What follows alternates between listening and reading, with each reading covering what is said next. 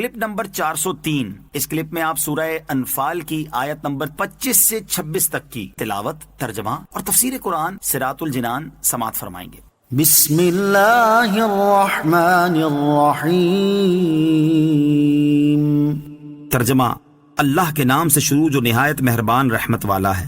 واتقوا فتنة لا تصيبن الذين ظلموا منكم خاصة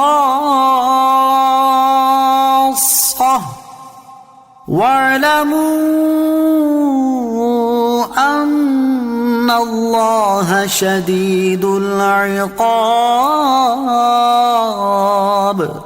ترجمہ، اور اس فتنے سے ڈرتے رہو جو ہرگز تم میں خاص ظالموں کو ہی نہیں پہنچے گا، اور جان لو کہ اللہ سخت سزا دینے والا ہے۔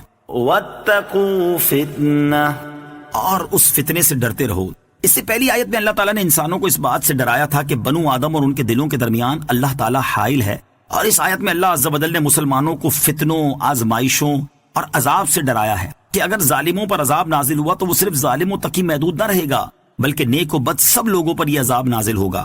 حضرت عبداللہ ابن عباس رضی اللہ تعالیٰ عنہما فرماتے ہیں کہ اس آیت میں اللہ تعالیٰ نے مومنین کو حکم فرمایا ہے کہ وہ اپنی طاقت و قدرت کے مطابق برائیوں کو روکیں اور گناہ کرنے والوں کو گناہ سے منع کریں۔ اگر انہوں نے ایسا نہ کیا تو عذاب ان سب کو عام ہوگا، اور خطا کار اور غیر خطا کار سب کو پہنچے گا۔ قدرت کے باوجود برائی سے منع کرنا چھوڑ دینا عذاب الہی آنے کا سبب ہے۔ اس آیت سے معلوم ہوا کہ جو قوم قدرت کے باوجود برائیوں سے منع کرنا چھوڑ دیتی ہے اور لوگوں کو گناہوں سے نہیں روکتی تو وہ اپنے اس ترک فرض کی شامت میں مبتلا عذاب ہوتی ہے۔ کثیر احادیث میں بھی یہ چیز بیان کی گئی، ان میں سے 3 احادیث سماعت کیجیے۔ نمبر 1، سرکار علی وقار مدینے کے تاجدار صلی اللہ تعالی علیہ وآلہ وسلم نے ارشاد فرمایا، اللہ تعالیٰ مخصوص لوگوں کے عمل کی وجہ سے عذاب عام نہیں کرتا، جبکہ عام طور پر لوگ ایسا نہ کریں کہ ممنوعات کو اپنے درمیان ہوتا دیکھتے رہیں اور اس کے روکنے اور منع کرنے پر قادر ہونے کے باوجود اس سے نہ روکیں، نہ منع کریں۔ جب ایسا ہوتا ہے تو اللہ تعالیٰ عذاب میں عام و خاص سب کو مبتلا کر دیتا ہے۔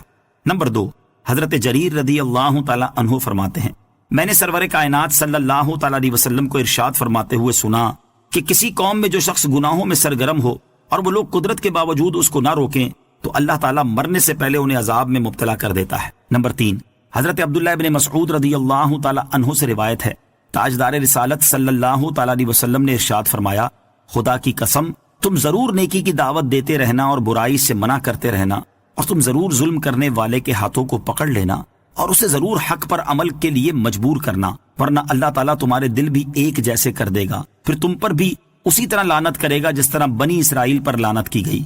اللہ تعالیٰ ہمیں ایک دوسرے کو نیکی کی دعوت دینے اور برائی سے منع کرنے کی توفیق عطا فرمائے، آمین۔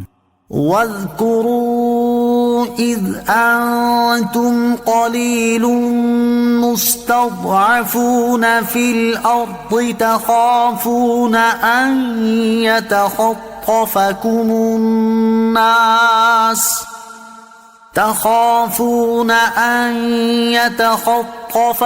الناس فآواكم وأيدكم بنصره ورزقكم من الطيبات لعلكم تشكرون۔ ترجمہ، اور یاد کرو جب تم زمین میں تھوڑے تھے، دبے ہوئے تھے، تم ڈرتے تھے کہ کہیں لوگ تمہیں اچک کر نہ لے جائیں، تو اللہ نے تمہیں ٹھکانہ دیا اور اپنی مدد سے تمہیں قوت دی اور تمہیں پاکیزہ چیزوں کا رزق دیا تاکہ تم شکر ادا کرو۔ واذکروا، اور یاد کرو۔ اس سے پہلی آیات میں اللہ تعالیٰ نے مومنین کو اپنی اور اپنے حبیب صلی اللہ تعالیٰ علیہ وآلہ وسلم کی اطاعت کا حکم دیا اور فتنے سے ڈرایا۔ اب اس آیت میں اللہ تعالیٰ نے انہیں اپنی نعمتیں یاد دلائیں، چنانچہ ارشاد فرمایا، اے مہاجرین کے گروہ یاد کرو جب نبی کریم صلی اللہ تعالیٰ علیہ وسلم کی بعثت سے پہلے تم تعداد میں کم تھے اور ابتدائے اسلام میں مکے کی سرزمین پر تمہیں کمزور سمجھا جاتا تھا اور تم دوسرے شہروں میں سفر کرنے سے ڈرتے تھے کہ کہیں کفار لوٹ نہ لیں۔ اللہ عز و جل نے تمہیں مکے سے مدینے منتقل کر کے ٹھکانہ دیا اور تم کفار کے شر سے محفوظ ہو گئے، اور اپنی مدد سے تمہیں قوت عطا کی کہ بدر کی جنگ میں کفار پر تمہاری ہیبت ڈال دی، جس کے نتیجے میں تم اپنے سے 3 گنا بڑے لشکر پر غالب آ گئے، اور تمہیں پاکیزہ چیزوں کا رزق دیا کہ تمہارے لیے مال غنیمت کو حلال کر دیا، جبکہ پہلی امتوں پر وہ حرام تھا، تاکہ تم اللہ تعالیٰ کی عطا کردہ नेमतों पर शुक्र अदा करो। नेमत की नाशुक्री नेमत छिन जाने का सबब है। हर दौर में इसी तरह अल्लाह ताला इज्तिमाई और इनफरादी तौर पर मुसलमानों को तरह तरह की नेमतों से नवाजता है, मसाइब व आलाम से नजात देकर राहत व आराम अता करता है। जब मुसलमान अल्लाह ताला की नाशुक्री करते, याद खुदा से गफलत को अपना शिआर बना लेते और अपनी नफसानी ख्वाहिशात की तकमील में मसरूफ हो जाते हैं और अपने बुरे अमाल की कसरत की वजह से खुद को अल्लाह ताला की नेमतों का नाअहल साबित कर देते हैं, तो अल्लाह ताला उनसे अपनी दी हुई नेमतें वापस ले लेता है। आलमी सतह पर अजीम सल्तनत रखने के बाद मुसलमानों का जवाल, इज्जत के बाद जिल्लत, फतूहात के बाद मौजूदा शिकस्त वगैरह, इस चीज की वाज़े मिसालें मौजूद हैं। सल्लु अलल हबीब सल्लल्लाहु तआला अला मुहम्मद सल्लल्लाहु तआला अलैहि वसल्लम। मुझे अपनी और सारी दुनिया की लोगों की इस्लाह की कोशिश करनी है इंशाअल्लाह अज़्ज़ा व जल।